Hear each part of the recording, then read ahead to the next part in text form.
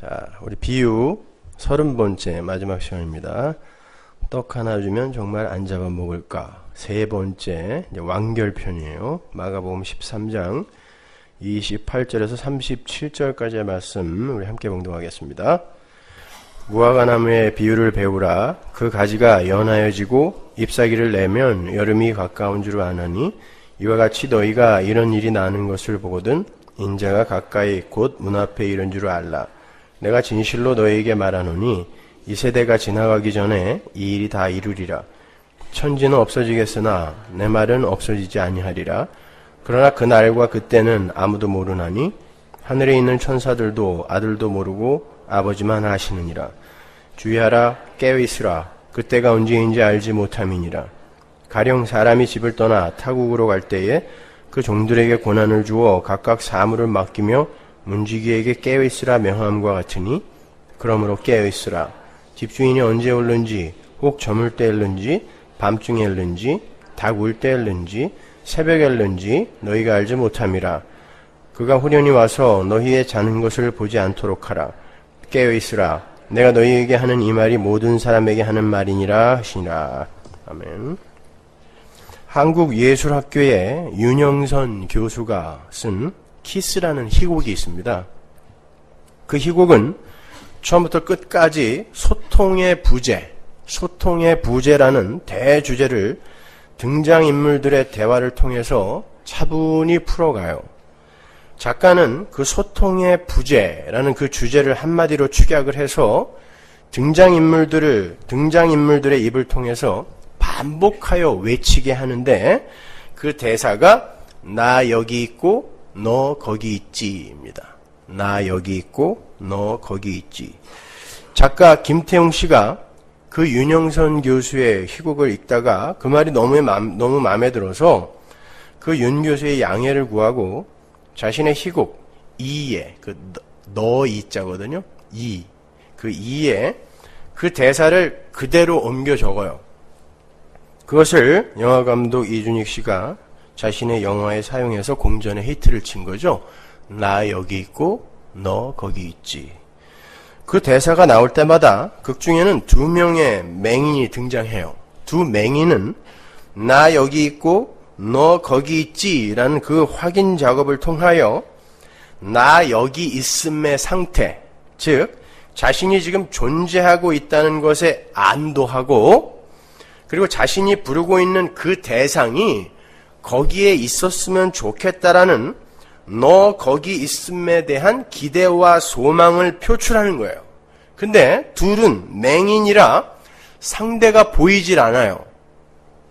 그래서 두 맹인들은 서로를 부둥켜 안기 위해 안간힘을 씁니다. 혹시 보신 분들 계세요?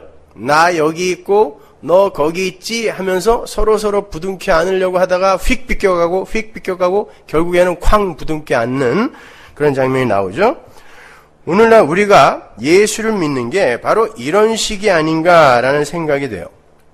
모든 인간은 나 여기 있음이라는 그런 자기 존재의 그 실존 감각을 신앙의 출발점으로 삼아요. 나 여기 있음이라는 그 실존 감각을 신앙의 출발점으로 삼아요. 내가 존재한다는 것만한 그런 확실한 진실은 없다는 거예요. 내가 존재하는 거 이거보다 더 확실한 진실은 없다는 것이죠. 신앙뿐만 아니라 인간의 모든 행위와 사고는 전부 나 여기 있음에서부터 시작이 돼요. 그리고 실존 세계의 그 주인공인 나의 그 상대편에 예수가 있음을 가정하고 성도를 예로 드는 거예요. 예수가 있음을 가정하고 너 거기 있는가를 연신 외쳐대고 있는 거예요. 그래서 나 여기 있음에 그 자기 존재성을 확고하게 붙들고 있는 인간들은 그 불확실한 너 거기 있음의 그 현실을 확고히 하기 위해서 열심히 종교 행위를 하고 선한 일에 힘을 써보기도 하고 하는 거예요. 신앙은 나 여기 있음에서 출발하여 너 거기 있음을 확인하는 게 아니라 거기 있는 예수가 날 찾아오는 거란 말입니다. 나 여기 있음의 자리에서 너 거기 있음이 확인이 안 되기 때문에 거기 있는 너라는 대상이 나를 불러주도록 이 사람들이 치성을 다 해보는 거예요. 내가 부른다고 오는 게 아니거든요. 사람들은 그것을 신앙이라고 오도하죠. 그러나 성경은 그렇게 자신이 살아있다는 것을 더욱 견고히 하고 자신의 그 나 여기 있음이 의미 있고 가치 있는 것임을 확보하기 위해 부르는 신, 그 신을 우상이라고 합니다. 그리고 그러한 우상을 부르는 데에 사용되는 모든 행위를 죄라 그래요. 죄송하지만. 왜냐하면 나 여기 있음의 그 가치와 의미를 확보하고자 하는 게 바로 하나님처럼 되겠다고 선악과를 따먹은 피조물 인간의 죄의 본질이며 나 여기 있음의 이 가치와 의미를 챙기기 위해서 내가 주관적으로 심리적으로 수용해버린 신은 내가 수용한 신이기 때문에 언제든지 나에 의해 퇴출되어질 수 있는 우스꽝스럽고 무력한 가짜 신이 되기 때문에 그런 거예요. 그래서 그걸 우상이라고 하는 것입니다. 나 여기 있음에 이 자리를 확보하기 위해 너 거기 있음에 예수를 찾아가는 그 행위가 기특한 행위가 아닙니다. 그렇게 해서 찾아낸 신은 언제든지 내가 뱉어낼 수 있는 신이 된다니까요. 그걸 우상이라고 하는 거예요. 그렇게 대부분의 종교인들이 바로 나 여기 있음의 자리를 공고히 확보하고 발전시키기 위해서 신의 이름을 불러요. 하나님은 전 역사를 통하여 바로 그걸 깨고 들어오는 거예요. 그게 뭐기 때문에? 죄이기 때문에. 그게 우상 섬김이기 때문에. 그러니까 성경에 여러 가지 명령들이 그런 걸 확보시키기 위해 우리에게 지키라고 주는 명령일 수가 없는 거예요. 그러니까 인간은 그걸 지킴으로 말미암아 나 여기 있음을 계속해서 공고히 하거든요. 그게 아니란 말이에요. 그럼 뭐냐? 오늘 결론이니까 잘 들어보시란 말이에요. 피조물은 창조의 원래 상태, 즉 하나님의 그 창조의 은혜 아래 있을 때에 비로소 존재일 수 있고 살아있는 거예요. 왜? 피조물이니까. 피조물은 스스로 살 수 없는 거죠. 창조주에 의해 창조가 돼야 피조물이에요. 따라서 피조물은 창조의 은혜 아래에 있을 때 비로소 존재해요. 그리고 그때 살아있는 거예요. 바꾸어 말하면 피조물은 창조주 앞에서 죽은 자로 항복되어질 때 비로소 창조의 은혜 아래서 가치를 입게 되는 거예요. 이거 제가 수없이 반복한 이야기입니다. 그래서 첫 번째 인간의 이름이 흙인 거예요. 아담이라는 단어 자체가 흙에서 나온 단어입니다. 그리고 그 단어 자체가 또 사람이고요. 그러니까 아담이 뭐예요? 사람은 흙이다. 죽은 존재다. 라는 뜻을 아담이라는 이름 안에 다 담고 있는 거예요. 그러니까 사람은 하나님 앞에서 죽은 흙이어야 비로소 존재일 수 있다. 그리고 비로소 살아있는 자이다. 라는 그 엄청난 진리를 그 아담이라는 단어가 함의하고 있는 거예요. 여러분 생각해 보세요. 하나님의 창조의 은혜가 발산되기 위한 첫 번째 조건이 뭐예요? 뭔가가 살아있으면 안 되죠. 살아있는 거에 보태지는 행위는 개선이라고 하는 거란 말입니다. 창조는 반드시 죽어있는 상태, 없음의 상태, 혼돈과 공허, 스트럭처도 없고 컨텐츠도 없는 무에서 창조가 발생할 수 있는 거예요. 그러니까 피조물이 창조의 은혜 아래 있기 위해서는 그가 반드시 죽은 자로 폭로가 돼야 된단 말입니다. 죽은 자여야 되는 거예요. 그 자리에서 창조의 은혜가 발산될 수 있는 거란 말입니다. 그런데 나 여기 있음을 챙기는 자들에게 과연 그 창조의 은혜가 부어질 수 있겠냔 말이에요. 그래서 예수님은 당신의 백성들에게 나 여기 있고 너 거기 있지가 아닌 나 예수 여기 있고 넌 죽었어. 나 여기 있고 너 죽었음. 그것을 확인시켜주기 위해 이 땅에 오신 거란 말이에요. 그걸 아는 자만이 창조의 은혜 아래서 비로소 산 존재가 되기 때문에 그래요. 모든 인간이 선악과를 따먹은 아담 안에서 하나님처럼의 삶을 살죠. 하나님처럼 되겠다고 따먹은 거니까 하나님처럼의 삶을 살아요. 자신들이 하나님이 되었기 때문에 하나님과의 그 단절이 진짜 죽음임을 모르는 거예요. 죽은 건데, 그게 죽은 건데 나는 하나님처럼 되었다라고 착각하는 거예요. 내가 하나님처럼 되었기 때문에 하나님과의 단절이 죽음이 아니라고 생각하는 거예요. 인간은 그 하나님처럼의 자리에서 내려와서 하나님 절대 의존자의 자리에 앉을 때, 원래의 아담, 그 흙의 자리에 앉을 때 비로소 창조의 은혜 속에서 하나님 나라 백성이 되는 거예요. 그런데 모두들 시퍼렇게 살아있는 것입니다. 어떻게? 하나님처럼. 그게 진짜 죽음 속에 들어있는 가짜 살아있음, 즉 좀비의 세상인 거예요. 예수님은 이 땅에 내려오셔서 너희는 거기 있는 게 아니야. 거기 있는 게 아니야. 너희는 죽었어. 살았다고 우기지 마라. 살았다고 우기는 그게 바로 죽은 자의 행위인 거야. 너희의 죽었음을 인정하고 하나님의 은혜를 붙들어라 라고 외치셨어요. 그게 회개하라 천국이 가까웠다잖아요. 열심히 율법 지키고 있고 제사 지냈던 그들에게 찾아와서 그거 다 아니니까 회개하고 나 믿어라 라고 이야기했다. 그게 했단 말이에요. 그게 복음이잖아요. 그 결과 어떤 일이 벌어졌죠? 나 여기 있음의 그 가치와 의미를 위해서 일로 매진하고 있던 사람들이 너 죽었음을 가르치던 그 예수를 죽여버렸어요. 왜?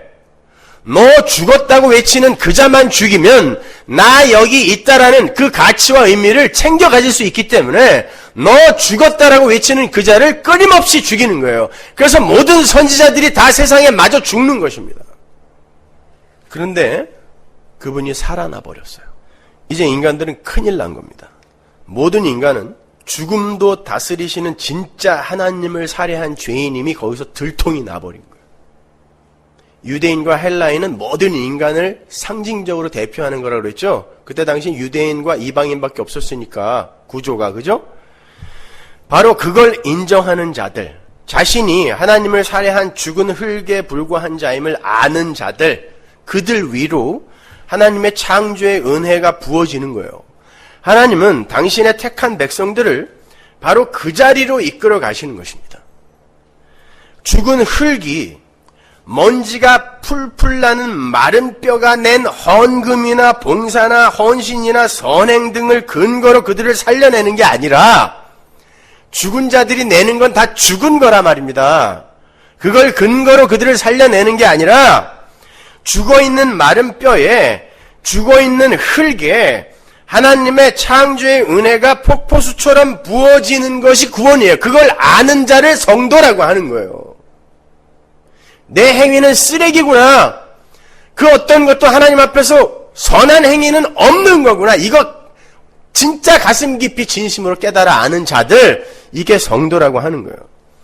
그러니까 신앙생활은 나 여기 있고 하나님 거기 있죠 라는 그런 개별자로서의 자신의 존재성과 가치와 의미를 챙기는 삶이 아니라 나 예수님 안에 있고 예수님 내 안에 계신다라는 나 여기 없음. 왜? 나의 존재가 예수 안에서의 존재이고 예수가 내 안에 들어옴으로써 내가 존재가 되는 거니까 나 죽었음이잖아요. 그거는요. 나 죽었음에 나 여기 없음에 그 진리를 깨달아가는 과정, 이게 신앙생활이에요. 그걸 자기 부인이라고 하는 것입니다.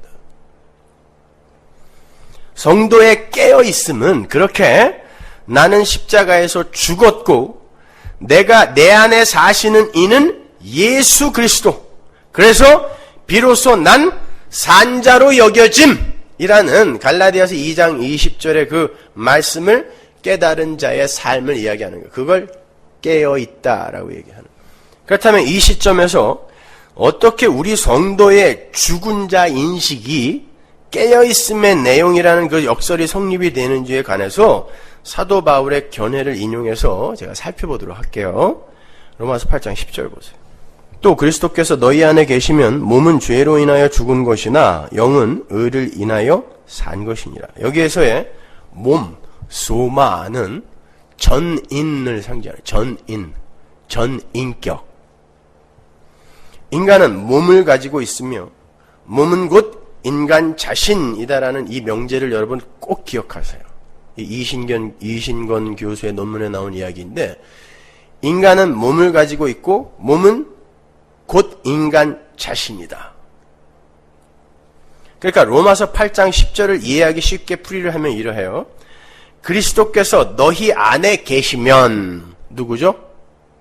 그리스도가 안에 있는 자, 성도잖아요. 성도라는 그 인간의 전 인격은 죄로 말미암아 죽은 것이다. 그러나 영은 의로 말미암아 살아있는 것이다. 이런 뜻이에요. 여기에서 너무 섣불리 우리의 영혼은 살아있는데 내 몸뚱아리만 죽었다, 이렇게 이분법적으로 생각하시면 안 됩니다. 그게 플라톤 철학이에요. 그거 아니에요. 성경은 그 이야기 하는 거 아니에요. 자, 다시 한번. 그리스도께서 너희 안에 계시면, 이게 성도예요. 자, 그 성도는 그 인간의 전 인격은 죄로 말미암아 죽었고 영은 의로 말미암아 살았다라는 뜻이에요. 지금 성도가 어떤 구조로 성도가 되고 존재가 되는지를 지금 설명하는 구절이란 말입니다. 근데 지금도 조금 혼란스럽죠? 살았다는 거야, 죽었다는 거야. 바울은 에베소서를 통해서 성도는 살아난 존재라고 분명히 선포합니다. 에베소서 2장 1절 보세요. 너희의 허물과 죄로 죽었던 너희를 살리셨도다. 허물로 죽은 우리를 그리스도와 함께 살리셨고. 분명히 살았죠. 살았어요. 그런데 어떠한 방식으로 살아있는 존재인가 하면 살아계신 예수님께서, 살아계신 성령께서, 성령은 그리스도의 영이에요. 고린도전서에 나오죠. 그러니까 예수님, 성령님 아무렇게나 불러도 돼요. 살아있는 예수님께서 죽은 성도 안에 들어가 계신 방식으로 살아있는 거예요. 고린도후서 4장 7절의 말로 바꾸면 질그릇 안에 보배가 담겨있는 구조로 살아있는 거예요. 그렇게 존재하는 거예요. 그래서 정확히 말하면 성도의 몸이 살아있는 게 아니라 소마, 그건 죽었다 그러잖아요. 로마서 8장 10절에서 죽은 거예요. 그건 몸이 살아있는 게 아니라 그 안에 들어가 계신 예수 그리스도의 영이 살아계심으로 살아있는 존재가 되는 거예요. 로마서 8장 10절에 그 산 것으로서의 그 영은 인간의 영혼이 아니에요. 로마서 8장 10절의 그 주제를 설명하는 부분을 패러그래프로 자르면, 로마서 8장이 긴데 패러그래프로 자르면 그 8장 10절이 1절에서 17절까지의 패러그래프 안에 들어가 있는 거거든요. 근데 1절에서 17절까지의 패러그래프 안에 영이라는 단어가 15번 나와요. 근데 그게 전부 다 성령이란 말입니다. 따라서 로마서 8장 10절의 그 영은 성령이에요. 그러니까 다시 한번 이제 풀어서 번역을 하면 이런 거예요. 그리스도가 너희 안에 계시면, 성도들아, 그리스도가 너희 안에 계시면 너희 몸은 죽은 건데 너희 안에 성령이 살아계심으로, 그리스도가 살아계심으로 말미암아 그 살아계신 성령에 의해 너희는 산자로 여겨지는 것이다 라는 말이에요. 여러분, 이건 바울의 서신서, 바울 신학을 이해하는데 사활을 걸 만큼 중요한 내용이에요. 잘 들으세요.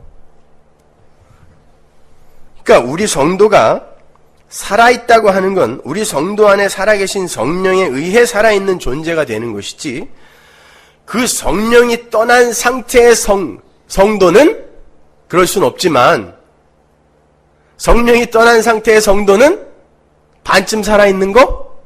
3분의 1쯤 살아있는 거? 죽은 거란 말입니다. 죽은 고깃덩어리에 불과한 거예요. 성령이 안 계시면. 그래서 성도는 죽은 질그릇 안에 산 보배이신 성령을 담은 자가 되는 거예요. 그리고 성도는 반드시 그 보배를 드러내는 삶을 살게 돼 있지, 질그릇에 금칠하는 삶을 못 살게 돼 있단 말입니다. 예수님께서도 동일한 맥락의 이야기를 하신 적이 있어요. 요한복음 6장 63절. 살리는 것은 영이니 육은 무익하니라. 내가 너희에게 이른 말이 영이요 생명이라. 여기서 영은 분명 인간의 영혼이 아니라 성령을 가리키는 거죠. 인간의 영혼이 뭐 살리고 이런 거 못하잖아요. 살리는 것은 영이다. 여기서의 영은 성령이에요. 그렇다면 그 영과 대척점에서 비교되고 있는 육이 무엇을 가리키는 거겠어요? 이 육고기? 육신? 이것만 가리키는 것이겠습니까?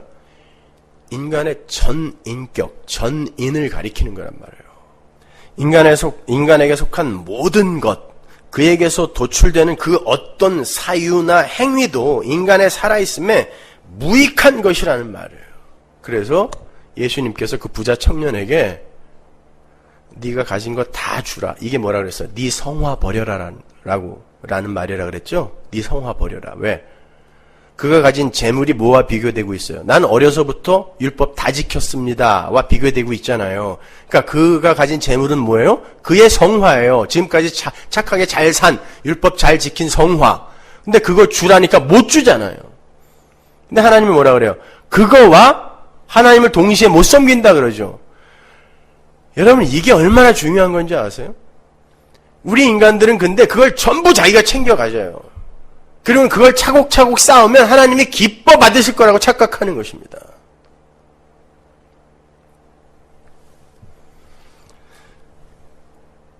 우리 인간에게서 나오는 그 어떤 사유나 행위도 인간의 살아있음, 존재됨에 무익한 거예요. 그러니까 인간을 살게 하는, 살리는 것은 그 안에 들어가시는 성령 때문인 것이지, 육의 그 어떤 부분도 인간의 살아있음에 전혀 기여할 수 없음을 예수님께서 직접 말씀해 주시는 거예요. 육은 난 무익하다. 밖에서 들어가는 거, 밖에서 들어가는 게 마음을 깨끗하게도 못하고 더럽게도 못한다가 그 말이에요. 살리는 것은 영이다, 영. 너희를 살리는 건 성령이야. 육은 다 무익하다는 거예요. 그것을 바울이 로마서에서 여겨주심이라는 단어로 잘 표현해 놨어요. 로마서 6장 11절. 이와 같이 너희도 너희 자신을 죄에 대하여는 죽은 자요 그리스도 예수 안에서 하나님을 대하여는 산 자로 여길지어다. 앞에서 너희는 죽은 자다는 선언이에요. 근데 산 자는 여길지어다예요. 우리는 죽었어요. 죽었기 때문에 산자가 될 수 없어요. 동시에. 그런데 산자로 여겨질 수 있어요. 어떻게? 성령에 의해서. 내 안에 들어와 계신 성령에 의해서. 우리는 살아계신 예수 안에서 산자로 여겨지는 거지 우리의 소마가 살아난 게 아니란 말입니다. 그건 부활의 몸을 입을 때 살아나는 거예요. 그래서 사도 바울이 그의 모든 서신서 안에서 입버릇처럼 예수 안에서, 그리스도 안에서, 그리스도 안에서 이걸 반복하여 정말 입버릇처럼 그 하나님 나라의 구조, 성전의 구조를 반복하여 강조하는 거예요. 예수 안에서, 이게 하나님 나라의 구조라고 그랬죠. 하나님은 늘 우리를 용서하는 자리에 있고 시은 자, mercy seat, 증거의 위, 속죄소. 우리는 밑에서 항상 용서받는 자로. 근데 어떻게 용서를 받냐면 하나님이 피를 뿌려서 내 아들의 피만 보겠다는 거죠. 니네들이 한 행위는 안 보겠다는 거예요. 그게 하나님 나라의 구조란 말입니다. 지성소의 구조잖아요. 그게 법궤의 구조. 갈라디아서 2장 20절 보세요. 내가 그리스도와 함께 십자가에 못 박혔나니 그런즉 이제는 내가 산 것이 아니요 내가 살아있는 것이 아니요라는 뜻이에요. 오직 내 안에 그리스도께서 살아있는 것이라. 이제 내가 육체 가운데 살아있는 것은 나를 사랑하사 나를 위하여 자기 몸을 버리신 하나님의 아들을 믿는 믿음 안에서 살아있는 것이다. 믿음 안에서 살아있는 것이다. 나라는 존재는 그리스도와 함께 십자가에 못 박혀 죽었어요. 어떻게 그런 논리가 성립됩니까? 예수님의 십자가는 모든 인간의 궁극적 목적지인 그 죽음이라는 운명을 만천하에 공포해버린 사건이에요. 니네는 이렇게 다 죽어야 돼. 이게 예수님의 십자가 죽음이거든요. 단순히 우리의 죄를 짊어지고 대속의 죽음을 죽으셨다 요렇게만 이해하지 마시란 말입니다. 거기 안에는 엄청난 진리가 들어있는 거예요. 너희는 모두 죽은 자들이다. 너희들은 죽은 자들이고 죽어야 할 자들이다. 그게 십자가의 죽음 안에 들어있는 거예요. 그래서 예수님이 십자가에 달려 죽으실 수밖에 없었던 거죠. 스스로 살아있다고 하는 모든 존재는 다 죽은 거고, 그렇게 죽어있는 자들이 궁극적으로 도달하게 될 곳이 영원한 죽음의 장소인 지옥인 거예요. 인간들의 그 자발적 살아있음이 하나님처럼 된, 선악과를 따먹고 하나님처럼 된 인간들의 그 자발적 살아있음이 하나님에 의해 공격당하여 영원한 죽음으로 내몰리고 있는 곳, 그리고 계속하여 그들의 살아있음을 공격받는 곳을 지옥이라고 하는 거예요.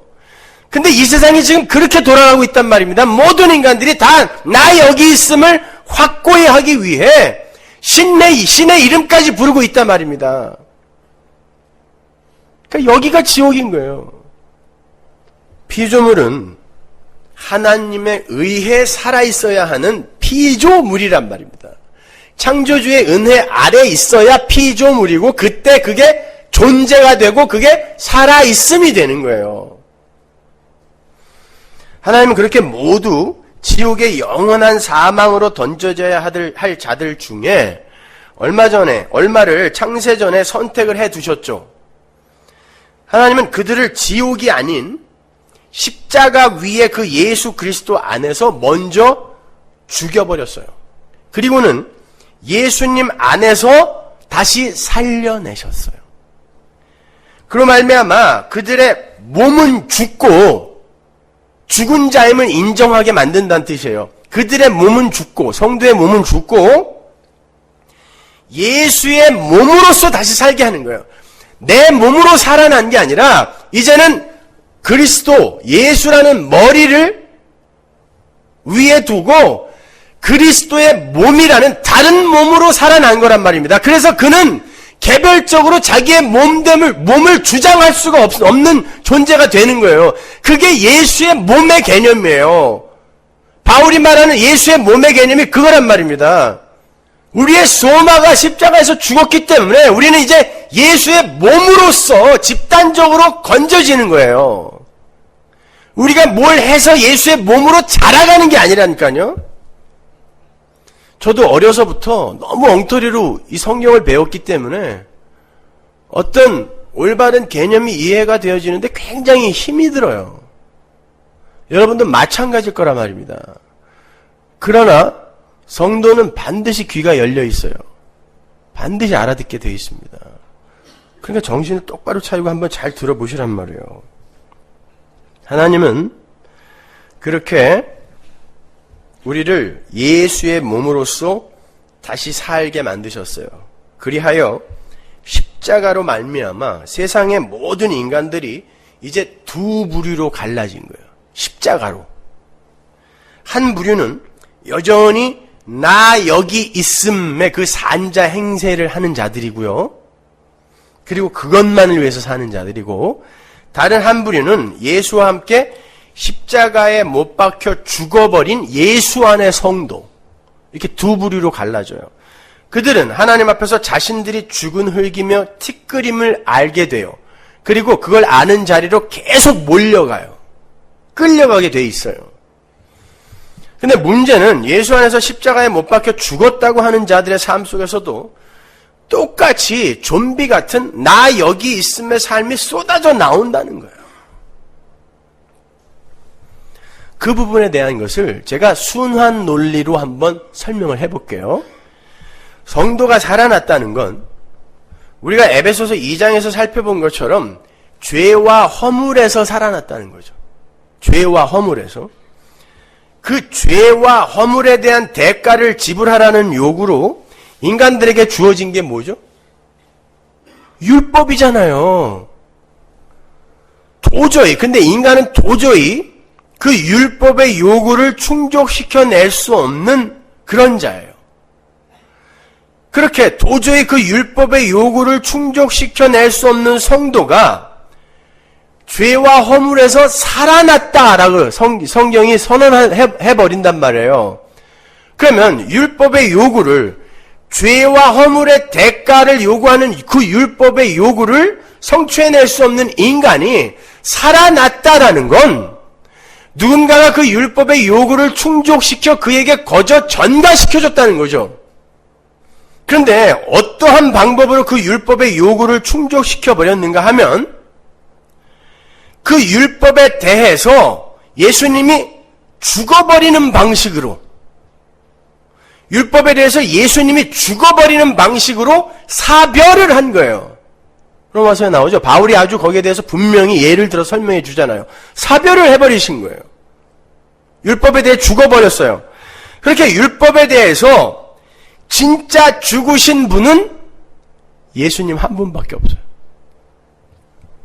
인간은 죽음조차 사유할 수 없는 존재예요. 왜냐하면 인간이 선악과를 따먹은 이후로 한 번도 인간은 살아있었던 적이 없기 때문에 그랬어요. 그래서 인간은 죽음이 뭔지 몰라요. 여러분이 알고 있는 그 죽음은 죽음 아닙니다. 성경이 말하는 진짜 죽음은 예수의 죽음이에요. 그 죽음은 우리에게 포착이 안 되는 그런 죽음이란 말입니다. 우리 인간은 죽음의 정체조차도 포착할 수 없어요. 그래서 인간은 죽음도 사유할 수 없어요. 자기가 목매달아 자기 목숨을 끊는다고 그게 자기 목숨을 자기가 사유한 게 아니에요. 그 죽음을 자기가 사유한 게 아니란 말입니다. 인간은 살아있었던 적이 없기 때문에 그래요. 그러면 율법에 대해서 죄와 허물의 요구를 충족시키기 위해 율법에 대해서 죽으신 분이 한 명이에요. 한 분. 그러면 살아나신 분은 누구? 예수 하나밖에 없는 거예요. 예수만 살아난 거예요. 삶과 죽음은 하나님만 소유할 수 있는 것입니다. 우리는 티끌이란 말이에요. 쓰레기가 무슨 삶과 죽음을 사유합니까, 여러분? 살아난 분은 예수 한 분이에요. 근데 자꾸 우리가 살았다고 하는 거예요. 그것도 성경을 보면서 소마, 육은 죽은 거예요. 근데 어떻게 살았냐면 죽은 내 안에 예수가 뚫고 들어오는 방식으로 내가 죄와 허물로부터 살아난 거예요. 죄와 허물에서 살아난 분은 그분 한 분밖에 없기 때문에 그분이 나를 사유해서 장악해서 나를 살려낼 수밖에 없는 거예요. 살아있다가 뭔지 아시겠어요, 여러분? 성경이 말하는 살아있다는 그런 살아있음인 거예요. 근데 그걸 아는 자가 나 여기 있고 너 거기 있지? 이 말을 어떻게 합니까? 나 여기 없어요. 나는 없는 것입니다. 성도는 예수 안에서 존재가 되는 거예요. 그걸 복음이라 그래요. 그러한 연유에서 성도는 예수의 공로에 의해 산자가 되었음에도 불구하고 여전히 죽어있는 몸을 소유하고 있는 관계로 구원받기 이전의 행사를 그대로 쏟아놓는 거예요. 내가 예수 믿고도 왜 이 모양이지? 그동안 얼마나 고민하셨어요. 그래도 조금 개선은 된 것 같은데 개선은 개뿔이나 무슨 개선이 돼요. 착각하고 있는 거지. 여전히 자기만을 위해서 선택을 하고 여전히 자기의 인기와 위상과 평판을 위해 하나님의 이름을 부르기도 해요. 그 말은 그리스도 예수 안에서 살아난 성도들도 몸을 입고 있는 한 여전히 전인격적인 타락성을 그대로 담지하고 있다는 거예요. 본질이 변하지 않았다는 거예요. 본질이 변했으면 우리 안에서 로마서 1장의 그 추악한 것들이 하나라도 나오면 안 돼요. 본질이 변한 거니까. 근데 그게 변하지 않았어요. 근데 어떻게 산자라 불릴 수 있냔 말이에요. 내 안에 예수가 들어왔기 때문에. 성도는 자신의 실패와 실수를 경험하면서 바로 그 예수를 붙드는 자예요. 불신자는 실패와 실수를 다른 근사한 것으로 계속 포장하고 위장하는 것입니다. 우리는 그저 어떤 구조 속으로 들어가서 그 구조에 의해 하늘의 존재로 여겨짐을 받고 있는 것일 뿐이라는 거예요. 그 하나님 나라의 구조, 하나님 나라의 구조가 이 땅에 내려와서 쫙 펼쳐진 게 성막의 구조이고, 그것이 이 땅에, 이 역사 속에 펼쳐진 하나님 나라의 모형인 거란 말입니다. 인간의 죄로 죽은 몸은 현상적인 차원에서 끝이 나는 게 아니라 생내적이며 끝까지 가는 구조적인 문제인 거예요. 그러한 구조적이며 본질적인 죄의 총체인 인간이 하나님의 값없이 주시는 은혜 아래에서 면목 없이 손을 벌려서 하늘의 풍요를 그냥 덥석, 거저, 선물 받는 그 상태가 천국의 구조인 거예요. 그러니까 이런 걸로 지금 고민해야 될 교회가, 성도가 신비주의가 맞아요, 기복주의가 맞아요, 이딴 걸로 시간을 허비하고 앉아있으니 그게 맞고 틀리고가 무슨 상관이 있어요, 우리한테. 그냥 원래부터 무당 잡견데 그건. 왜 그걸 갖고 고민을 해요? 왜 그걸 갖고 또 논쟁을 하고 그럽니까? 에베소서 2장 8절 보세요. 너희가 그 은혜를 인하여 믿음으로 말미암아 구원을 얻었나니 이것이 너희에게서 난 것이 아니요 하나님의 선물이라. 행위에서 난 것이 아니니 이는 누구든지 자랑치 못하게 함이니라. 어떻게 더 분명하게 얘기를 합니까? 여기에 인간의 공로와 행위와 의와 노력과 애씀과 자격 뭐가 하나 들어갈 틈이 있어요. 우리의 행위는 우리의 구원에 조금도 기여를 하지 못해요. 그렇다면 하나님은 왜 구원받은 성도들의 죽은 몸 안에 살아계신 성령이 거하시는 방법으로 성도를 살아있는 자 되게 만드시는가? 이 역사 속에서도 몸까지 살려내서 좀 폼나게 하나님에 의해 구원받은 자는 이렇게 멋지게 살 수 있다를 세상에게 보여주는 게 더 통쾌하잖아요.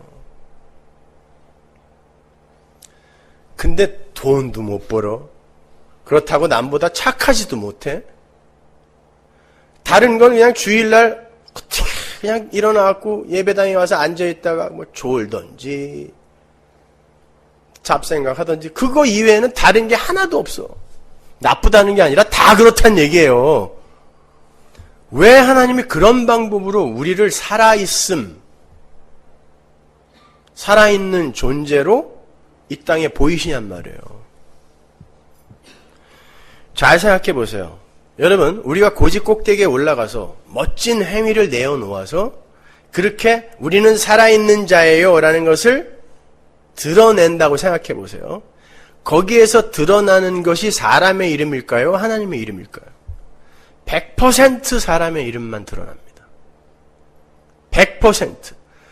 근데 하나님은 그걸 죄라고 그러거든요. 내 백성 죄 못 짓게 만드시는 것입니다. 그게 죄예요. 살인하고 간음하고 도둑질하고 이런 것만을 인간의 선악 구조에 의해서 자기들이 규정해 놓은 그런 어떤 사건화되고 개별적인 어떤 것만을 우리가 죄로 알고 있기 때문에 지금 성경에 대한 이해가 이렇게 일천한 거예요. 그게 죄가 아니라 하나님 앞에서 인간이 자기의 자랑 챙겨갖는 거, 자기의 살아있음 챙겨갖는 거, 이게 무서운 죄란 말입니다. 하나님이 가장 미워하는 거. 근데 인간은 착한 일, 선한 일 해놓고도 항상 자기를 칭찬하게 돼 있어요. 하나님이 그거 못 보는 거예요. 그러니까 죽은 몸으로 오직 성령의 살아있음에 의해서만 너는 살아있는 자야라는 것을 계속 체육해 해줌으로 말미암아 그래 나는 하나님 놓치면은 쓰레기구나 이거 깨닫고 가게 하는 거예요. 원래 성도는요 자신의 가치와 영광을 챙기는 존재가 아니라 예수님의 일하심과 그분의 영광을 드러내기 위해 창조가 된 존재예요. 예수로 말미암아 창조되고 예수를 위하여 창조됐다고 그러잖아요. 성경이. 그래서 성도의 삶 속에서는 항상 예수가 흥하고 성도 자신은 죽은 흙으로 쇠하는 모습이 드러나게 돼 있는 거예요. 하나님께서 성도의 이름을 절대 흥하게 안 만드세요. 여러분 제발 착각하지 마세요. 그거 위해 기도하지 마세요. 여러분의 이름 흥하게 해달라고 아까운 시간 낭비하지 마세요. 마귀는 그거 들어줘요. 마귀는 그거 들어줍니다. 멀리 돌아가라고. 그게 바로 깨어있는 자들의 삶이에요. 예수님이 바로 그렇게 살다 가셨단 말입니다. 자신의 삶을 전부 하나님께 차압당했어요. 말까지 차압당했어요. 행위를 차압당했어요. 그리고 하나님이 준 것만 말하고 하나님이 시키는 일만 하는 그 삶, 그게 죽은 흙의 삶이란 말입니다. 그게 하나님 나라 백성의 모형인 거예요. 우리를 그 자리로 밀고 내려가시는 거예요. 그게 바로 예수 안에서 구원받은 예수의 몸으로서의 그 성도의 삶 속에서 그대로 재현이 되는 거예요. 그게 무슨 말인지 제가 성경에서 한 사람을 발췌해서 예로 들어 설명을 해드릴게요. 깨어있으라 라는 권고를 하고 있는 오늘 본문 바로 다음에 어떤 이야기가 붙어 있는지 한번 잘 보세요. 바로 그 다음에 이 깨어있음이 뭔지를 내가 예로 들어줄게 하고 어떤 이야기를 하나 붙이는데 그 이야기가 뭐냐면 예수님께 향유 부은 여인의 이야기예요. 그 이야기 안에 깨어있는 자, 진짜 살아있는 자와 죽어있는 자가 두 부류로 명확하게 구별되어 나타나 있어요. 보세요. 마가복음 13장 37절. 깨어있으라 내가 너희에게 하는 이 말이 모든 사람에게 하는 말이니라 하시니라. 이틀을 지나면 유월절과 무교절이라 대제사장들과 서기관들이 예수를 괴계로 잡아 죽일 방책을 구하며 가로되 민요가 날까 하노니 명절에는 말자 하더라.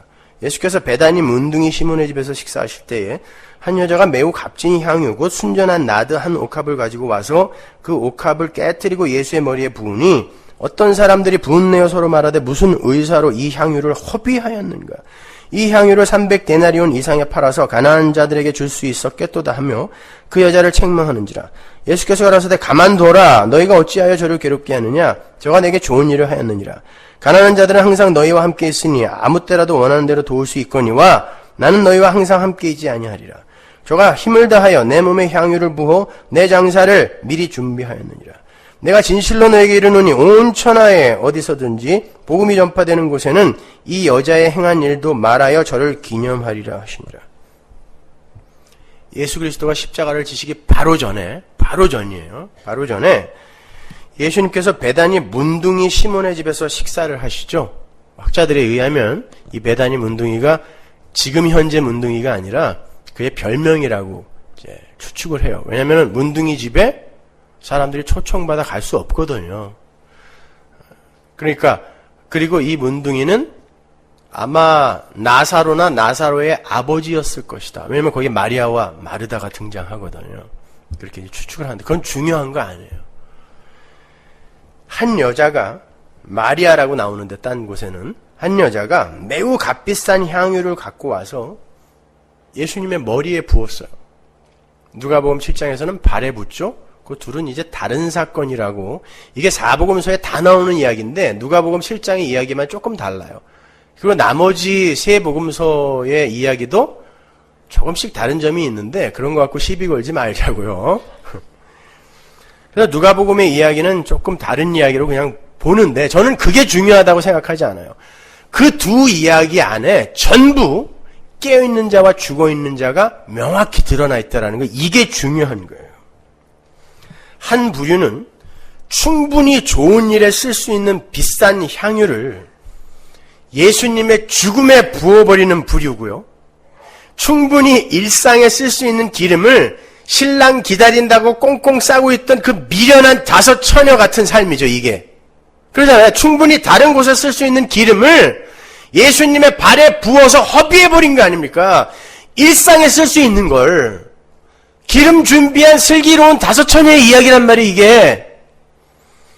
그리고 다른 한 부류는 가룟 유다와 바리새인 시몬으로 대표되는 인본주의와 실용주의에 빠진 자들의 무리예요.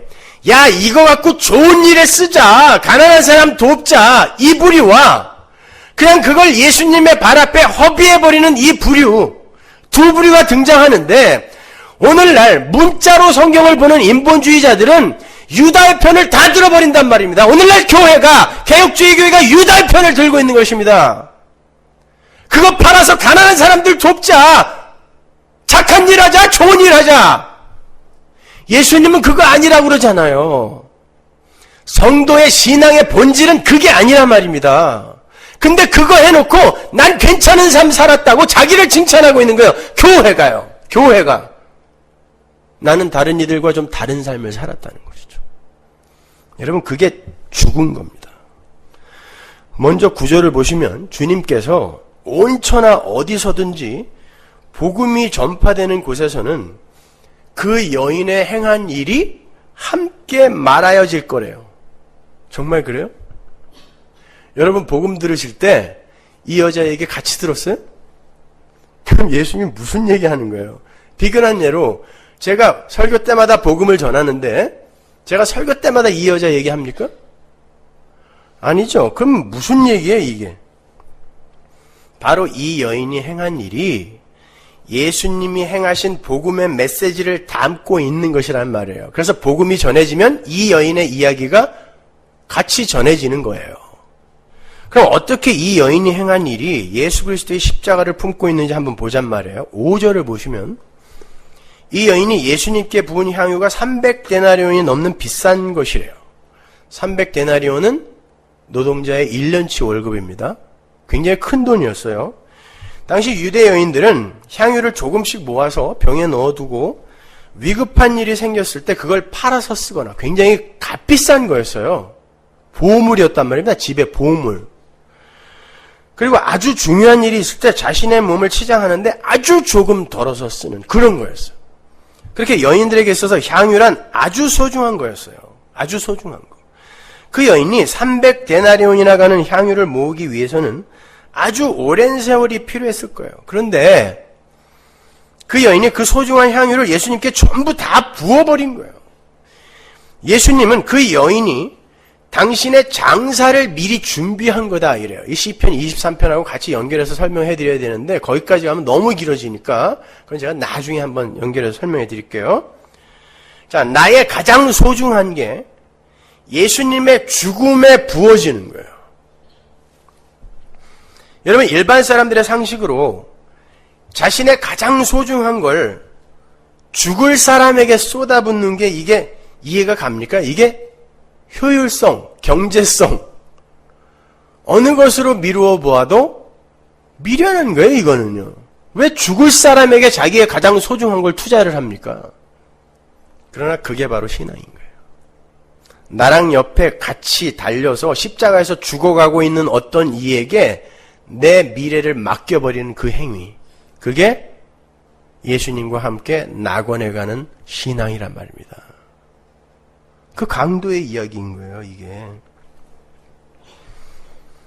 자신의 가장 소중한 것을 세상적 관점으로 봤을 때 전혀 무가치한 것에 쏟아붓는 것, 그게 바로 예수님의 십자가였어요. 그래서 여러분, 교회의 헌금이 보람되게 좋은 일에 착한 일에 잘 쓰였으면 좋겠다라는 그딴 말 하지 마세요. 교회의 헌금은 버려지는 거예요. 버려지는 거예요. 그게 좋은 곳에 쓰였으면 좋겠다라는 발상 자체가 그거에 가치를 부여해 주는 거거든요. 가치 있는 게 쓸데없는 데 쓰이면 안 되잖아. 이거 아닙니까? 우리는 그 헌금과 함께 나를 버리는 거거든요. 하나님 앞에 자꾸 버리는 게 헌금이란 말입니다. 근데 그게 가치 있는 데 쓰여졌으면 좋겠다가 무슨 말이에요, 도대체가? 여러분이 버린 쓰레기가, 똥이 어떻게 하면 가치 있게 쓰여요? 걸음은 걸음이지. 그걸로 장식을 할 수 있어요? 먹을 수가 있어요. 우리가 그런 발상에서 엉뚱한 도덕과 윤리를 교회 안에서 가르치려고 한단 말입니다. 그렇다고 막 쓰이는 게 좋다는 건 아니에요. 상식적으로 쓰여야죠. 자, 값비싼 향유의 희생으로, 값비싼 향유가 희생당함으로 어떤 가치 있는 일이 벌어진단 말이에요. 진짜 가치 있는 일이. 그게 예수의 십자가였단 말입니다. 희생되어지는 거예요. 없어지는 거예요. 가치 있는 게. 거기에서 하나님의 일이 일어난다니까요. 근데 우리는 우리의 선악구조에 의해서 우리가 계획하고 우리가 그려놓은 그림대로 교회를 이끌어 가려고 그래요. 교회를 운영하려고 그래. 어떻게 교회에 운영위원회가 있습니까? 난 참 무식해도 그런 무식한 인간들이 교회에 어떻게 운영위원회가 있습니까? 뭘 운영하겠다는 건데요? 여인은 향유와 동일시되어서 무가치해 보이는 예수의 죽음에 부어지고요. 향유가 예수님의 발에 부어져서 가치 없는 게 되어버리잖아요. 여인이 거기에 동일시되어지는 거예요. 어떻게 알아요? 금방 조롱거리가 되잖아요. 저 미쳤잖아. 금방 조롱거리가 된단 말입니다. 향유와 여인이 동일시가 되어서 예수님의 죽음에 부어지고 얘네들은 사라져버리는 거야. 죽은 흙으로요. 그리고 그 여인에게서 하나님이 혼자 몰래 영광을 취해가는 거예요. 다른 사람들이 다 칭찬해주는 그런 영광이 아니라 하나님 앞에서 하나님만이 챙겨가는 영광, 그게 성도에게서 나와야 되는 거란 말입니다. 이 세상 TV, 일간지까지 다 칭찬해주는 그런 영광 하나님이 안 챙겨가요. 그거 하자고 한 게 유다라니까요. 팔아서 좋은 일 하자. 근데 하나님이 그를 야단쳤단 말입니다. 팔아서 좋은 일 해서 누구 이름 내려고, 네 이름 내려고 하는 거 아니야. 예수님이 정확히 짚어낸 거예요. 팔아서 좋은 일 해서 누구 이름 내려고 하는 거냐? 진짜 예수 이름, 내 이름 내려고 하는 거냐? 아니잖아. 어떻게 알아요? 요한복음으로 가면 그 말을 한 자가 유다, 가롯 유다와 제자들로 그려져 있는데 그 유다는 돈을 좋아하는 자라라고 써 있어요. 그러면 돈을 좋아하는 놈이 목적은 예수님을 섬김으로 말미암아 자기에게 주어지는 어떤 반대 급부를 노리고 다 희생한 거거든요. 인간은 그런 희생을 얼마든지 할 수 있어요. 그렇게 해서 그런 목적으로 예수님을 쫓은 놈이 야 그거 팔아서 가난한 사람들 도와줘야지 그걸 왜 거기다 뭐 라고 이야기했다는 건 뭐예요? 그거 팔아서 가난한 사람 나눠주어 거기에서 오는 영광을 내가 챙겨야 될 텐데 왜 네가 그걸 헛되게 예수님의 죽음에다 갖다 부어버리니? 유다가 그 이야기 한 거란 말입니다. 우리가 우리의 일상 속에서 이런 실수들을 한다니까요. 지 이름 챙기려고 착한 일, 선한 일 열심히 해서 예수의 이름은 간 곳 없고 지 이름만 높아지는 그런 일 해놓고 하나님 잘했죠? 이러고 앉아있는 거예요. 그게 죄인데. 그게 죄의 본질인데 그걸 행해놓고 하나님 저 잘했죠? 이러고 앉아있는 거예요. 그렇다고 그런 일 하는 사람들이 다 나쁘다는 게 아니에요. 그 안에서 하나님이 그 일을 행함으로 말미암아 그 일을 토해내 놓는 사람들이 있어요. 근데 그 사람들은 절대 자기 자랑으로 그거 안 가져요. 우리 세교우들이 저한테 자주 묻는 질문이 그거예요. 목사님은 교회에서 헌금도 하지 마라, 봉사도 하지 마라, 다 하지 말라고 그러는데 이 교회가 어떻게 돌아가고 있는지 자기는 모르겠다는 거예요. 제가 그러죠. 그게 하나님이 그 안에서 일을 하시는 분들이 우리 교회는 많다는 거예요. 대답해 줍니다. 인간이 자기의 의를 위해서 열심히 하는 건요. 목사가 여기서 걸림돌 몇 개 던지면 에이 그러면 이거 아무 소용없는 거잖아. 하나님도 칭찬 안 해주고 사람들도 내가 이거 하는 거 보면 저 사람 혹시 자기 의 챙기려고 하는 거 아니야? 이렇게 오해할 텐데 내가 뭐하러 이거 해? 그냥 교회 가서 밥이나 먹고 설교나 듣고 얼렁 도망 오면 된다? 어떻게 여러분 그 안에서 하나님이 일을 하시는 분이 그런 생각하겠습니까? 그러든지 말든지 내 안에서 일을 하시는 분이 하나님이기 때문에 열심히 와서 밥하는 거예요. 토요일날 하루 종일 열심히 와서 교회 청소하는 거예요. 와서 열심히 현금 내는 거예요. 내가 하는 게 아니라 하나님 앞에 나 버리는 건데 누가 뭐라 그러든 뭐라 그러면 어때? 누가 뭐라 그러면 어때요? 그게 하나님이 일하시는 사람의 특징인 거예요. 그래서 우리 교회는 돌아갈 수밖에 없어요. 자, 그렇게 요한은 유다의 정체를 이렇게 폭로해버려요. 세상의 선함은 자기 유익, 자기 만족, 자기 영광, 자기 인기, 자기 자랑, 자기 가치 챙기기일 뿐이에요. 그건 하나님 나라 생활기록부에 단 한 줄도 기록 안 됩니다. 뭐로 가도 서울만 가도 되듯이 어찌되었든 좋은 일만 하면 되는 거 아니냐라고 생각하실 분들이 계실까봐 높아심에 말씀드리는데, 여러분 서두에 말씀드린 것처럼 이 세상 모든 존재는 다 죽은 자예요. 산자 흉내내는 죽은 자, 죽은 자임을 폭로당하고 그 폭로에 수긍하는 죽은 자, 이건 성도죠. 근데 다 죽은 자예요. 죽었어요. 몸은 다 죽었어요. 근데 인간의 영혼에게 뭘 해줄 수 있는 건 없어요. 그러면 인간이 이웃에게 해줄 수 있는 게 고작 몸, 소마에게 해주는 건데, 시체한테 순댓국 사준다고 그 시체가 고마워할까요? 그거 가치 있는 일입니까? 시체한테 좋은 금은 보석 바리바리 싸다가 채워주면 그거 가치 있는 일입니까? 여러분 잘 생각해 보세요. 다들 자기가 살아있다라고 착각하기 때문에 그 살아있음 자체를 모든 인간은 선으로 규정해버려요. 살아있는 게 선이다. 그래서 죽으면 두려워하고 아파하고 슬퍼하는 거예요. 왜? 살아있는 게 선이기 때문에. 내가 살았다고 생각하거든요. 그러니까 살아있는 게 선이에요. 그리고 그 살아있음에, 그의 살아있음이라는 영역을 공고히, 그 살아있음을 공고히 하는데 내가 뭘 일조를 하는 걸 선이라고 생각하고 그걸 구제 선행이라고 생각하는 거예요. 그러니까 내가 뭘 하면 그의 살아있음에 내가 일조를 했기 때문에 나는 선을 행했다라고 오해를 한단 말입니다. 근데 성경은 그들이 다 죽었다고 한단 말입니다. 우리 서집사님 딸내미 말대로 인권이 어디 있어요, 인간이? 죽은 자가 인권이 어디 있습니까? 근데 그 인권을 위해서 평생을 바쳐요? 자기 인생을? 난 제가 그렇게 살아왔기 때문에 그래서 이렇게 말씀드릴 수 있는 거예요. 저는 그게 인간의 도리인 줄 알았어요. 목숨도 바치려고 그랬어요, 여러분. 근데 복음을 알고 나니까 그게 아니더라는 것입니다. 인간은 하나님을 드러내는 존재예요. 근데 그 하나님이 드러나기 위해선 질그릇인 내가 깨져야 보배가 드러난단 말입니다.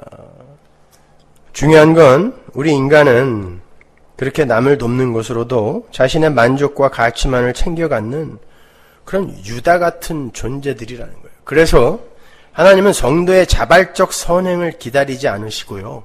언제 착한 일 하나 이렇게 자발적 선행을 기다렸다가 하나하나 이렇게 생활기록부에 기록하는 게 아니라 성도를 예수님의 삶으로 몰아가세요. 밀어내리신단 말입니다.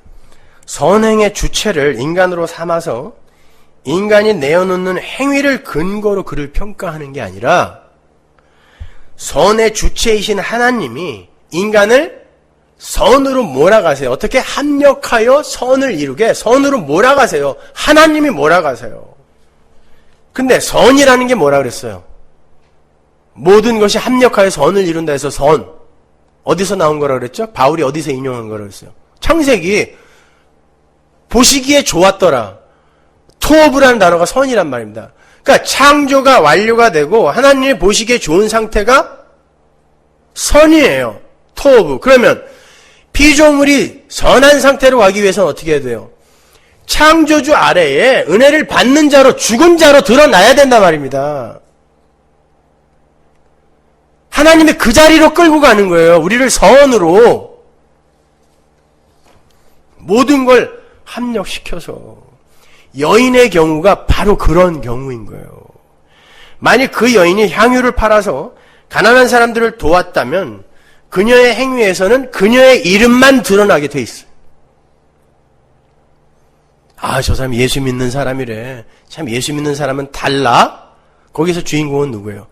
예수 믿는 사람은 달라요. 거기에 무슨 예수님의 영광이 드러납니까? 그 여인의 행함이 칭찬을 받고 그 여인의 이름이 높임을 받아요. 그 여인이 자기 영광, 자기 이름, 자기 가치, 자기 평판을 챙기는 삶을 사람이었다면 그녀는 향유를 그렇게 허비해버리면 안 돼요. 슬기로운 다섯 처녀처럼 일상에 쓸 수 있는 기름을 그렇게 허비해버리면 안 돼요. 그런데 하나님은 그 여인에게 이 세상 누구도 이해할 수 없는 행동을 하게 하세요. 값비싼 향유가 그냥 허비되어 버린 거예요. 이게 깨어있는 슬기로운 다섯 처녀란 말입니다. 답답해. 난 재밌어 죽겠는데. 여인의 이름은 묵사발이 되고 그 자리에서 하나님만이 살짝 그 여인에게서 영광을 챙겨가는 거예요. 아무도 모르게. 사람들에게 그때 사람들에게도 좀 칭찬 좀 받게 해주시지. 요게 인간이고요. 그렇게 하나님의 영광을 챙겨가시는 과정 속에서 그 여인은 세상의 조롱과 멸시를 받아요. 마치 노아가, 바울이, 그리고 이 세상을 살다가 수많은 신앙의 선배들이 이 세상의 조롱과 멸시를 받으면서도 그 하나님의 뜻 안에서 죽은 흙의 자리로 열심히 끌려갔던 것처럼 그렇게 끌려가는 거예요. 그게 성도의 삶인 거예요. 우리가 그렇게 되기를 노력해야 된다는 게 아니라 하나님께서 그렇게 어떤 공식도 없이 여러 가지 모양으로 당신 백성들의 삶에 개입을 하셔서 예수님처럼 십자가에 못을 박아 버리는 거예요. 그렇게 하나님은 우리가 소유한 여러 가지 종류의 향유를 우리를 치장하는 데에 못 쓰게 하세요. 예수님께 붙게 하세요. 다 털어버리신단 말입니다. 힘, 소유, 심지어 생각까지, 가족까지 나의 위상을 높이는 데에 쓸 수 없게 만들어 버리는 게 하나님의 열심이에요. 그건 예수님이 욕심이 많으셔서가 아니라 우리가 가진 향유를 나라는 우상의 치장에 사용하게 되면 진짜 생명의 근원이신 예수를 놓치게 되기 때문에 예수에게 나의 향유를 빼앗기게 만들어 버리시는 거예요. 나 여기 있음의 자리에서 나 십자가에서 죽었음의 자리로 몰아내시는 게 신앙생활이란 말입니다. 육은 무익하고 살리는 건 오직 성령이라는 진리를 몸소 체휼하게 만들어 버리는 거예요. 육은 무익한 거구나. 성도는 그래야 창조의 은혜 아래에서 진짜 행복을 누릴 수 있기 때문에요. 그러니까 그 향유는 우리가 자의에 의해서 예수님께 붙는 게 아니라 예수님이 뺏어가는 거예요. 그 여인에게서 교회의 신부인 예수 그리스도의 신부인 교회에게서 여자에게서 예수님이 향유를 뺏어가는 거예요. 어디로? 발에다 부어라. 그럼 다시 주워서 못 쓰는데요? 그래, 버려. 너는 너를 그 값비싼 향유로 생각하고 살고 있었잖아. 나 여기 있음, 살아있음, 내 존재성, 가치, 의미 이런 거 챙기고 있었잖아. 내 발에 부어라. 그거 아니란다. 예수님은 우리를 그 자리로 끌고 가요. 그런데 예수의 힘을 이용해서 내 향유병 채우겠다는 놈들이 있잖아요. 그 제정신입니까? 그게 진짜 예수를 아는 사람들일까요? 예수의 힘을 이용해서 내 향유병을 채우겠다고 하는 인간들이 진짜 예수 믿는 사람 맞을까요? 아닙니다, 여러분. 제가 생각하기에는 기독교인의 90% 이상은 다 그러고 살고 있어요. 기독교인이라고 자처하는 사람들의 90% 이상은 다 그렇게 살고 있어요. 목적이 거기에 있는 사람들은 아무리 헌신을 하고 희생을 하고 선한 일에 힘쓴다고 해도 결국 다 가롯 유다일 뿐이에요. 가롯 유다도 가족들 떠났죠. 일 버렸습니다. 생업을 버렸단 말이에요. 재산 다 두고 쫓았어요. 예수님을 위해서 올인한 거예요. 다 희생했어요. 헌신했어요. 근데 뭐 때문에? 보상받으려고요. 그게 물질적인 거든 명예, 정신적인 거든 어찌되었든 나는 보상받아야 되겠다라는 그 목적으로 내 걸 버리는 게 가롯 유다예요. 그래서 제가 교회에서 그런 봉사, 그런 헌신, 그런 헌금 하지 말라 그러는 거예요. 왜? 그게 가롯 유다거든요. 근데 예수님이 그 가롯 유다 보고 뭐라 그랬어요? 그 자는 마귀니라. 예배당에 마귀 새끼들이 그냥 넘쳐나는 거죠. 성도는 어떤 행위를 하고 보상을 받는 자가 아니라 자신이 이미 십자가에서 죽었고 이 세상 역사 속에서도 계속 빼앗기고 죽임을 당하고 있는 자임을 아는 자여야 돼요. 그렇게 다 털리다가 결국에는 주님의 은혜를 생각하면 그 주님을 위해 나의 생명을 차압당한다 할지라도 괜찮다라는 하나님 절대 의존자로 완성이 되는 거예요. 그게 목적지예요. 나의 이름과 나의 영광을 위해서 그 어떤 시도도 할 수 없는 자로 내몰리는 거. 그게 성도의 삶이고 그 속에서 예수님 은혜의 필연성이 심장에 새겨지게 되는 거고 그러한 과정을 사는 자들이 깨어있는 자인 거예요. 아, 잘됐다. 이제 막 살아야지. 막 살아도 돼요? 제가 단언하건대 여러분 제가 아무리 막 살려고 그래도 막 못 살아요. 두 가지 의미에서. 한 종류는 그렇게 해서 막 살아버리면 내 가치와 나의 평판과 인기에 흠이 갈 텐데 에이 그래서 난 막 못 살아. 이런 악당들 있죠. 그거까지도 자기의 영광을 위해서 챙겨가는 거야. 막 못 살아요. 한 부류는 성령이 막 못 살게 하는 사람들이 있어요. 그도저도 아닌 사람은 그냥 막 사는 거예요. 처음부터 막 사는 사람들. 우리는 막 살려고 해도 막 못 살아요. 그렇게 악당이라니까요. 내 인기와 영광을 챙겨야 되는데 어떻게 막 살아요? 로마서 6장 1절 보세요. 그런즉 우리가 무슨 말하리요? 은혜를 더하게 하려고 죄에 거하겠느뇨? 그럴 수 없느니라. 죄에 대하여 죽은 우리가 어찌 그 가운데 더 살리요? 이 말씀을 문자 그대로 해석을 해서 우리는 구원을 받은 이후에는 절대 죄 가운데서 살 수 없는 자라고 이해를 해서는 안 돼요. 그건 뭐 실존적 경험상 아니라는 거 여러분이 더 잘 아니까 거기에 대해서는 제가 왈가왈부하지 않을게요. 그리고 성경에서도 그런 일은 있을 수 없다 그래요. 요한일서 1장 8절을 보세요. 만일 우리가 죄 없다 하면 스스로 속이고 우리 또 진리가 우리 속에 있지 아니할 것이요. 만일 우리가 우리 죄를 자백하면 저는 미쁘시고 의로우사 우리 죄를 사하시며 모든 불의에서 우리를 깨끗게 하실 것이요. 만일 우리가 범죄하지 아니하였다 하면 하나님을 거짓말하는 자로 만드는 것이니 또한 그의 말씀이 우리 속에 있지 아니하리라. 그의 말씀이 우리 속에 있는 자가 나는 죄에 있다라고 고백할 수 있다라고 이야기하죠. 잘 보세요. 그의 말씀이 그의 안에 있다라는 건 성도란 뜻이에요. 근데 그놈이 나는 죄 없어요, 죄 안 질 수 있어요 라고 하면 하나님 거짓말하는 자로 만드는 자래요. 여러분은 죄 짓는다 안 짓는다? 짓죠. 로마서 3장 9절 보세요. 그러면 어떠하뇨? 우리는 나으뇨? 결코 아니라 유대인이나 헬라인이나 다 죄 아래 있다고 우리가 이미 선언하였느냐? 유대인이나 헬라인이나 이건 모든 인간이라 뜻이에요.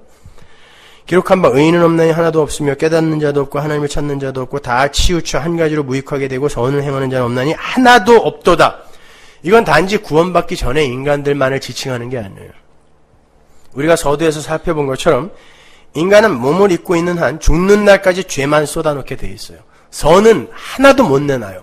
근데 가끔 나오던데요. 그게 하나님이 하시는 선이란 말입니다. 깨닫는 자도 없어요. 근데 가끔 깨달아지는데 성령이 깨닫게 하시는 거란 말입니다. 그래서 우리에게는 거저 주시는 하나님의 의가 필요한 거예요. 로마서 3장 21절. 이제는 율법 외에 하나님의 한 의가 나타났으니 율법과 선지자들에게 증거를 받은 것이라. 곧 예수 그리스도를 믿음으로 말미암아 모든 믿는 자에게 미치는 하나님의 의니 차별이 없느니라. 모든 사람이 죄를 범하였으며 하나님의 영광에 이르지 못하더니 그리스도 예수 안에 있는 구속으로 말미암아 하나님의 은혜로 값없이 의롭다 하심을 얻은 자 되었느니라. 이 예수를 하나님이 그의 피로 인하여 믿음으로 말미암는 화목 제물로 세우셨으니 이는 하나님께서 길이 참으시는 중에 전에 지은 죄를 간과하심으로 자기의 의로우심을 나타내려 하심이니 이게 그 속죄소, 지성소의 구조예요. 이게 곧 이때 자기의 의로우심을 나타내서 자기도 의로우시며 또한 예수 믿는 자를 의롭다 하려 하심이니라. 그런즉 자랑할 때가 어디뇨? 있을 수가 없느니라. 무슨 법으로냐 행위로냐? 아니라 오직 믿음의 법으로니라. 그러므로 사람이 의롭다 하심을 얻는 것은 율법의 행위에 있지 않고 믿음으로 되는 줄 우리가 인정하느니라. 우리 인간은 도저히 하나님의 요구사항인 율법을 지켜낼 수 없는 자들이기 때문에 하나님의 의에 이를 수 없어요. 그래서 하나님께서 준비하신 하나님의 의가 우리에게 거저 주어지지 않으면 우리는 사망에서 빠져나올 수가 없는 거예요. 우리가 좀 전에 읽었던 로마서 6장 1절과 2절이 바로 그 율법의 이야기에 이어져 있는 진술이란 말입니다. 바로 그 앞절 로마서 5장 20절과 21절 보세요. 요 이야기 바로 다음에 로마서 6장 1절이 붙어 있는 거란 말이에요. 율법이 가입한 것은 범죄를 더하게 하려 함이라. 그러나 죄가 더한 것에 은혜가 더욱 넘쳤나니 이는 죄가 사망 안에서 왕노릇한 것 같이 은혜도 또한 의로 말미암아 왕노릇하여 우리 주 예수 그리스도로 말미암아 영생에 이르게 하려 함이니라. 재밌는 말이 나오는데요. 율법이 가입한 건, 율법이 주어진 건 범죄를 막기 위해서가 아니라 죄를 더 짓게 하기 위해서래요. 무슨 말이에요 이게요? 우리에게 율법이 주어진 건 죄를 더 짓게 하기 위해서라는 거예요.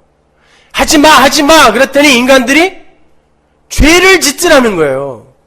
그건 단순히 길 가다가 어떤 벽에 구멍을 뚫어놓고 절대 쳐다보지 마시오 그러면 다 들여다보고 가는 것처럼 그런 식으로 죄를 진다는 것, 그런 의미도 있어요. 그러나 단순히 그런 의미만이 아니라 인간의 죄의 본질부터 한번 추적해 보자고요. 죄의 본질이 뭐라 그랬어요? 하나님 앞에서 인간이 살아있는 자 흉내내는 게 죄라 그랬잖아요. 그리고 그 무엇으로도 자기의 살아있음, 자기 존재의 가치를 증명하는 데 쓰는 거, 이게 죄잖아요? 자, 안식일을 지켜라 라는 율법이 가입되기 전에 인간들이 안식일을 지킬 필요가 있어요, 없어요? 없죠. 법이 없는데 왜 지켜요, 그거를? 살인하지 말아라 라는 법이 주어지기 전에 살인하면 안 돼요? 법이 없으니까 괜찮아요. 거짓말하지 말아라 라는 법이 없으면. 거짓말해도 됩니다. 법이 없으니까. 근데 법이 주어져요. 자, 인간이 하나님의 은혜를 떠난 인간은 모두가 아담 안에서 자기 나라는 우상을 섬기는 자로 살아요. 근데 그걸 감추며 살아요. 하나님을 섬기는 흉내도 잘 내고요. 겸손한 척도 잘하고 착한 일 하는 척도 잘해요. 감추고 살아요. 그런데 율법이 주어지게 되면 안식일 지키지 말아라 그러면요. 안식일 지켜라 그러면 인간들이 옳다구나 하고 안식일을 지킵니다. 지켜서 그걸 어떻게 해요? 나 지켰다라고 그걸 내 자랑에 끌어당긴다고. 그게 죄예요. 그게 진짜 죄란 말입니다. 그래서 율법이 가입한 건 인간을 범죄하게 하려 합니다라는 건 인간이 감추고 있는 죄성을 드러내게 하기 위해 율법이 주어졌다는 뜻이에요.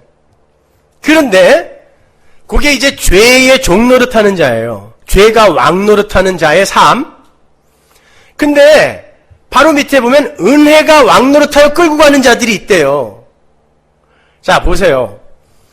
그들은 죄의 경중, 가볍고 무거움을 스스로가 재어서 요걸 하면은 괜찮은 사람, 요거 안 하면 나쁜 사람, 이렇게 자기들이 정리하고 자기들이 거기서 가치를 챙겨 갖는단 말이에요. 그게 죄인이잖아요. 근데 은혜가 왕노릇하는 자들이 있다고 해놓고 갑자기 6장 1절에서 그런즉 우리가 무슨 말 하리요? 은혜를 더하게 하려고 죄에 거하겠느냐? 라는 말을 딱 끼워 넣는단 말이에요. 이게 무슨 말이냐면 죄라는 놈, 죄인들은 그 죄를 자기가 행하고 안 하고에 의해서 자기의 의를 챙겨갖는 자들이기 때문에 그러면 내가 은혜를 더 받기 위해서 내가 죄를 더 지어도 되겠네? 이렇게 간다는 거예요. 이게 무슨 말이냐면 자기는 지금까지 자기가 행한 행위에 의해서 의로워지고 아니면 죄인으로 이렇게 분별이 되고 이런 걸로 생각하고 있는 거예요. 그러니까 그러면 내가 은혜를 더 받기 위해서는 내가 어떤 행위를 더 하면 되겠네라는 말을 하게 된다는 거예요. 죄인은. 그 행위에 의해서 자기가 죄인이다, 의인이다가 구별된다라고 여전히 그 행위의 법칙, 힘의 원리 아래에서 성경을 이해하고 있고 복음을 이해하고 있기 때문에 그건 아니라는 거예요. 은혜의 왕노릇에 의해 끌려가는 자들은 예수 그리스도의 십자가 앞에 딱 서면, 율법 앞에 서면, 나는 율법을 절대 지켜낼 수 없는 자예요. 그런데 예수 그리스도가 그 율법에 대해서 완전히 죽어주심으로 말미암아 제가 이렇게 산 자네요. 하나님, 저는 십자가에서 죽은 자입니다. 맞습니다. 하나님의 은혜가 왕노릇하여 저를 끌고 가주지 않으면 저는 존재조차 할 수 없는 자입니다. 이리로 가야 되는데 여전히 시퍼렇게 살아있는 자는 그러면 내가 은혜를 더 받기 위해서 무언가를 할 수 있겠네로 간다는 거예요. 거기에 대해서 사도 바울이 그럴 수 없느니라라고 대답하는 거예요. 은혜가 끌고 가는 놈이 어떻게 이런 질문을 하냐라는 거예요. 은혜가 끌고 가는 놈은 자기가 죽은 자임을 고백하는 자인데 여전히 자기가 은혜를 받기 위해서 뭘 하겠다는 말을 어떻게 하냐가 그럴 수 없느니라란 말입니다. 여러분, 성도는 하나님의 은혜가 끌고 가는 자들이에요. 그들의 삶 속에서 실패가 있을 수 있고 실수가 있을 수 있어요. 그러나 성도의 삶 속에서 하나님은 반드시 선을 완성해내요. 그런 사건화되고 개별화된 그런 각각의 실수와 실패, 그건 하나님 앞에서 그건 아무것도 아니에요, 사실은요. 우리가 정말 깨닫고 가야 하는 것은 왜 내가 하나님의 은혜를 받아야만 존재할 수 있고 그 자리에서만 행복할 수 있는가를 배우고 가는 거예요. 거기에 여러분의 그 행위가 선으로, 합력하여 선으로 사용되어지는 거란 말입니다. 그래서 착한 일을 하기도 하고 악한 일을 하기도 하고 실수를 하기도 하고 실패를 하기도 하면서 그 은혜의 이끄심에 의해 하나님 앞에 시체로 죽은 흙으로 완성되어져 가는 거예요. 그런데 오늘날 기독교는 너무 유치해졌잖아요. 생각해 보자고요. 술 끊고 담배 끊으면 예수 잘 믿는 거라고들 다들 그러는데 술 들어간 몸과 술 안 들어간 몸과 시험 들지 마세요. 아무나 지적하는 거니까. 하나님 앞에서 별 달라요? 이 몸뚱아리하고 이 몸뚱아리가 하나님 앞에서 다르게 취급받을까요? 거짓말 한 몸뚱이, 거짓말 안 한 몸뚱이 다 죽은 거라 말입니다. 술 들어간 몸뚱이, 안 들어간 몸뚱이 다 죽은 거라 말입니다. 그 죽은 자들에게 성령이 들어가서 그를 살려내는 거예요. 우리는 그거 깨닫고 가면 되는 거예요. 어떤 분들이 이메일 해갖고 저한테 목사님의 설교를 듣더니 우리 남편이 거봐 목사님이 자유하라 그랬어 그러면서 맨날 새벽 2시에 들어온대요. 그 왼수는 하나님의 은혜를 모르는 거예요. 그럼 어떻게 성령이 그 안에 계신데 목사가 걸림돌을 던진다고 거기에 넘어갑니까? 복음을 아는 목사는 여러분 노력하세요. 열심히 사세요. 설교할 수 있어야 돼요. 그 때로는 그냥 사세요 라는 말도 할 수 있어야 돼요. 거기에 신자는 은혜를 붙드는 것으로 반응하게 됩니다. 그래 해보자. 근데 안 되는구나. 이리로 가게 돼요. 불신자는 눈과 귀가 막혀서 어떤 설교를 해도 거기에 다 넘어가요. 다 넘어져요.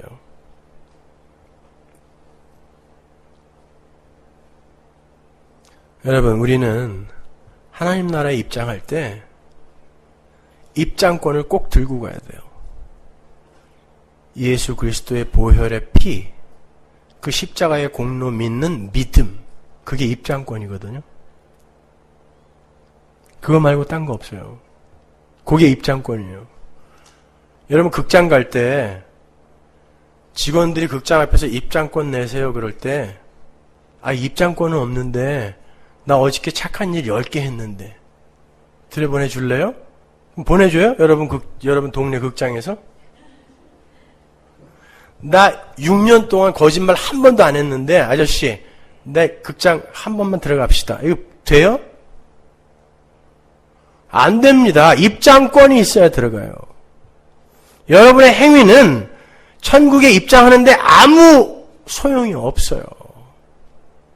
그런데 여러분의 삶 속에서 하나님이 영광 챙겨 가시느라 착한 일, 선한 일, 성실한 일 많이 열매 맺게 만드시는 거예요. 근데 그거 여러분 거 아니에요. 그래서 사도 바울이 자랑하려면 그리스도 예수 안에서 자랑하라 그러는 거예요. 그거 안 되면 하지 마세요. 그냥 사세요. 마지막으로 결론으로 고린도전서 7장 20절 이하를 읽고 마치죠. 각 사람이 부르심을 받은 그 부르심 그대로 지내라. 이게 무슨 말이에요? 그냥 살아라 라는 뜻이에요. 네가 종으로 있을 때 부르심을 받았느냐? 염려하지 말라. 그러나 자유할 수 있거든 차라리 사용하라. 주 안에서 부르심을 받은 자는 종이라도 주께 속한 자유자요. 또 이와 같이 자유자로 있을 때에 부르심을 받은 자는 그리스도의 종이니라. 너희는 값으로 사신 것이니 사람들의 종이 되지 말라. 형제들아 각각 부르심을 받은 그대로 하나님과 함께 거하라. 그냥 살라는 거예요. 사람들 눈 의식해서 쇼하지 말고 그냥 살아 이런 거예요. 그러나 하나님은 여러분을 반드시 선으로 이끌고 가십니다. 여러분은 여러분 안에 살아계신 예수 때문에 산 자인 거예요.